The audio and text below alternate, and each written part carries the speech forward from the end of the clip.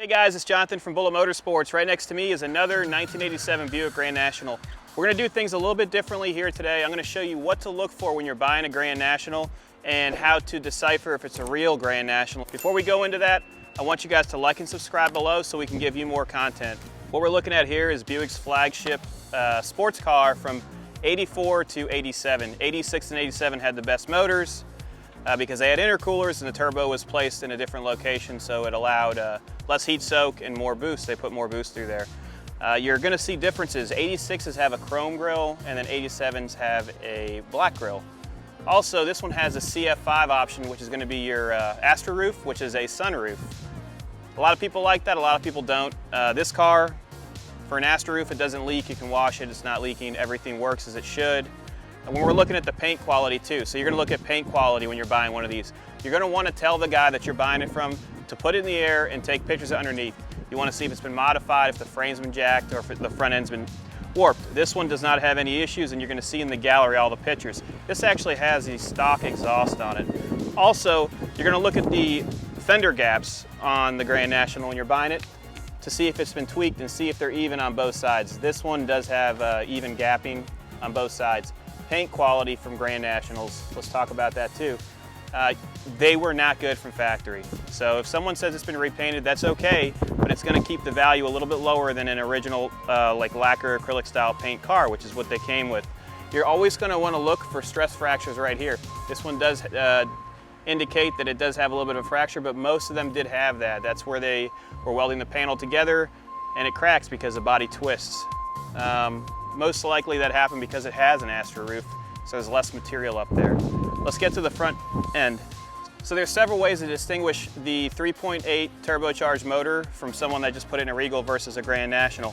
What you're going to look at is in the trunk, you're going to have a service parts identification. You're going to be looking for the WE2 option, which is going to be right here. That's indicating that it is a Grand National. This is in case they don't have the actual window sticker for the vehicle. Also, you can look at the VIN tag and it'll tell you that it was a turbocharged vehicle. So when you're looking at the VIN number, you're going to look at the actual numericals and letters here. You've got one which is going to stand for USA. You also have the G here, which stands for G body. The sales and options are going to be right here, which is your J. And then the engine code, which is very important. You're going to count 7 over, and you've got a 7 right here. 7 stands for the turbocharged motor. And then P stands for Pontiac, Michigan. This is going to be your serial number. This is how you check if its numbers matching. These last digits are going to be placed on the motor somewhere as well. As we walk to the side of this 87, I want you to look at how the body lines are. So you're also going to want to check for rust and body condition. You're going to want to go down and look at the panels and see how they are. See if they're straight, see if they're wavy, or if you can see the reflection. Like you can see the curb reflection on there and it's extremely nice. This one has molding on it, which I like because you're not going to dent your doors. Also, you're going to open up the door and you're going to check down here for rust. So if there was rust, you're going to see bubbling starting to form, and this one's pretty solid. And then you're going to want to check this sill panel as well to see if there's anything under there. This is a original 74,000 mile car, extremely clean. When you look at the interior, you're going to be able to see if the seats have been replaced too. So this is a original seat. The aftermarket seats have a lighter gray, and obviously your black is going to be much more rich. This is the correct steering wheel for it and the correct center cap. Pretty much this would be what you want to look for when you're looking for a stock, non-modified Grand National. When I say non-modified, it still has the catalytic converters on it and turbo shrouds, the whole 9 yards, even the factory airbox. So that's what I'm going to show you next. This is a stock Grand National motor, 74,000 miles as I said before. It still has the factory AC setup, which is painted in black. You also have the correct shrouding. This is the right shrouding. And then everybody talks about the brakes on these. You're going to take a look at this. So if you're looking at a Grand National that has not been modified or is original or you're still following the original patterns, you're going to see this bulb right here. This is what keeps that pressure for your braking. Look at the factory airbox too. Still has a factory airbox, and the brackets have never been removed, which is really neat. So if you did a disc brake, not a disc brake conversion. So if you did a master cylinder conversion, what would happen is you'd run your vacuum off this. They make like a billet piece that you can mount here and then you run it to your system and everything else gets plumbed properly. I like this car a lot because all the rubber is really nice and it's not cracking yet. It's been maintained properly. Also, you check the transmission fluid, smell it, see if it's burnt, see if they beat up this car. This is the correct shroud for the hood. It's in very nice condition. You're also going to want to look at the intercooler right here. You're going to see that if this is still factory, you're going to have that charge sticker on there. And the couplers, these are obviously the factory couplers that it came with. I'm going to close it. We're going to walk around it a little bit more.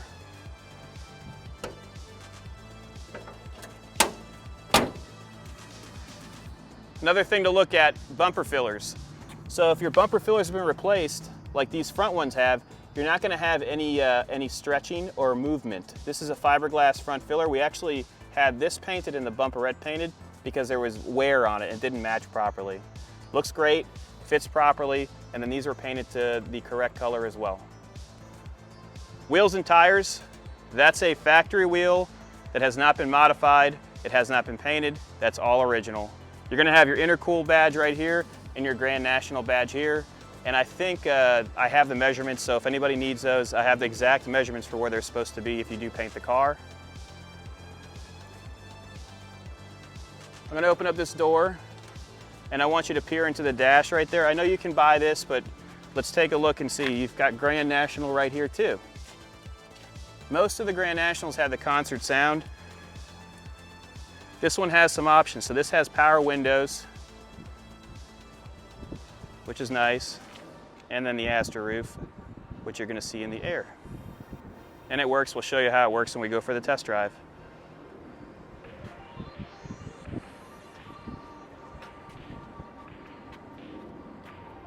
Closes nicely. This is the factory exhaust tip. So if you're looking for what something looked like from the factory, that's how it was cut. That's still all original. You could see the orange peel in this paint. So this is original paint right here. This has about 60% original paint. Everything else has been touched up properly and it looks really nice. You can also see that you get the door guards on this side, which are straight. Rear end, this is a factory bumperette. We didn't have to replace this, it was nice. You see how there's movement there. The front one's fiberglass. This is a plastic that they had. These deteriorate really easily, so you really have to be careful if you have an original piece. Bumper and bumperette have been touched up by us. Looks great. You're going to want to check these rear taillights. These kind of give you they let you know if this thing was in the sun for a long time because they'll crack easily. This one shows very well. You still even have your Haywood Clark, Richmond, Virginia piece from where they would purchased it. This specific car, you got to check your Carfax. Any car you buy, you're going to check the Carfax. This one had 5 owners and we are the 6th owner. No accident reported, and that's the last odometer reading, and then we'll show you the odometer when we get inside. You get your gas filler down here.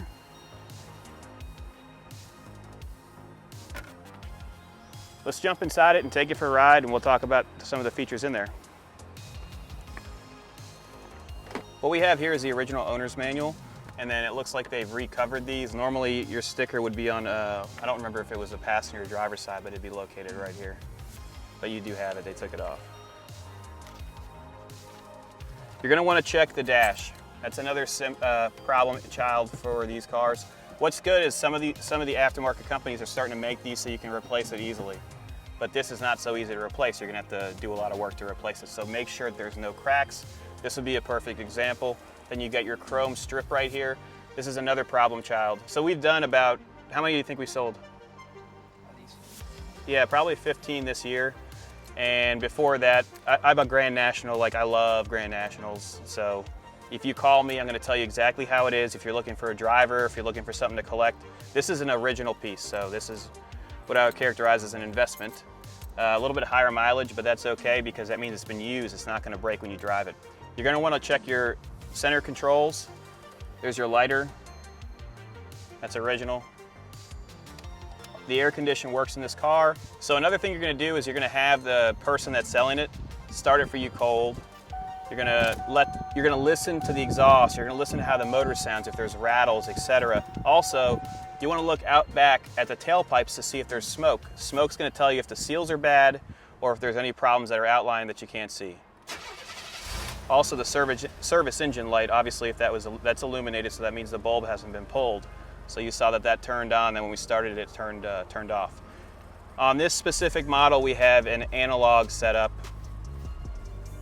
and you can see that the speedometer goes to 85 and you can get there pretty quick. You also have your turbo boost reading right here. And these are common issues that are common pieces that will break. So you can check this one. This one's actually working. When you give it gas, it's accelerating properly. I don't know if you can see that well with the camera, but it works. Another thing to check, your air condition. Put it on. See if it blows cold. This one does. What we'll do now is I'm gonna close, that's where your owner's manual will go. Let me put that in there while we're driving. It slides up here. That's where your trunk release is too. So you just click this button and the trunk will open up. AC is working, we both feel it's cold. I'm gonna shut it off right now. You've got your mirror controls here. So if you have issues with someone's messed with under the dash or the door panels, you see how I'm moving it right now from here? That'll give you another symptom too. This has never been replaced. These are the original pieces. When someone replaces them, they usually have the plastic still on them. They forget to take it off, and that's another way to tell. One thing to do to see if the mileage is real, when you're looking at that engine bay, look at the oil filter housing. If there's like tons of caked up oil on there, it probably has more than 70,000 miles. Like it might have 170,000 miles. This one's true mileage. You can look at the interior. These interiors from Buick were not the best. They're not gonna survive 100,000 miles and hold up well. The seats are gonna rip, they're gonna tear, but look at the condition of those rear seats. And then obviously the lights work in here as well. How we operate this sunroof is you pull this back, or Astra roof, I'm sorry, and you're gonna click this button and it works as it should. And then you push it back, and then if you hold it, it'll fold up. Click it again, and it folds up. Pretty neat. We'll close it for the ride, so the light's even. We're gonna take it out for a test drive right now. You're gonna wanna check the transmission. So if it's slipping, you're gonna know when you boost it, it's gonna spin up faster than the acceleration process. You're gonna feel it. I mean, ask the guy before you buy it, hey, go out and take it for a ride. I want you to accelerate with it. Don't be a baby when you're going to test drive this thing. These things they break easily, and you don't want to find a problem child that's gonna, it costs about $4,000 to do the transmission properly in this car, because you're not gonna want to do it stock. You want to put billet internals in it, the whole 9 yards. Another thing to do is to test the brakes. If your brake system's going bad, there's gonna be a light that illuminates here. Also, you're gonna lose your pedal. Check and see if the plug, so I'll show you, I'll film it with my phone and we can put it in the video, but there's a plug that you could disconnect and your light will turn off. And that's how people get around and they trick you, showing like, oh, it's factory and it's working. So when you buy this at an auction, you don't know. Check it, plug it in, and see if the light illuminates. I'm gonna put it into drive right now, and it didn't bang into gear, so our mounts are still good. What I'm gonna do is go down this road and I'm gonna drive it normally. You gotta focus on the noises you're gonna hear. If you hear the transmission pop, you're gonna check your windows, see if they're going up or down easily. There are kits, so if the windows go down slow, they make a hot shot kit or something like that makes it go faster. There's a lot of aftermarket companies out there that are producing parts for this car now, or most G bodies. Listen to the transmission. You didn't even feel it shift in a second. Now it's in third. It's going extremely smooth, and we're going about 35 miles an hour. This still has the stock exhaust, stock catalytic converters. Let me put the windows up a little bit more so you don't hear any wind noise. But you can see that the RPMs are going properly. It's in fourth now, so it's an overdrive. And then what you do to make sure it's an overdrive is you can click it down into drive and you'll feel it downshift. So if you're gonna drive aggressively, that's where you wanna be, so you don't ever wanna shift into overdrive when you're at boost. And then you click it, and you'll see that it shifted again. We're going over some bumps. Listen for the suspension. It's all stock, no rattles, no funny sounds. I know this car needs an alignment because the steering wheel is a little bit cocked right now, but we're selling it. We're also telling you how to buy one. We're gonna get it aligned before it gets shipped out. I'm gonna turn right here and I'm gonna show you this is why everybody wants a Grand National right here. This was faster than the Ferrari at the time. I'm going to slow down, brakes feel good, so there's no pulsations. And look, we're gonna build boost. So you're gonna hold your foot on the brake and you're gonna bring the boost up. You're gonna see it start to creep up here. You ready?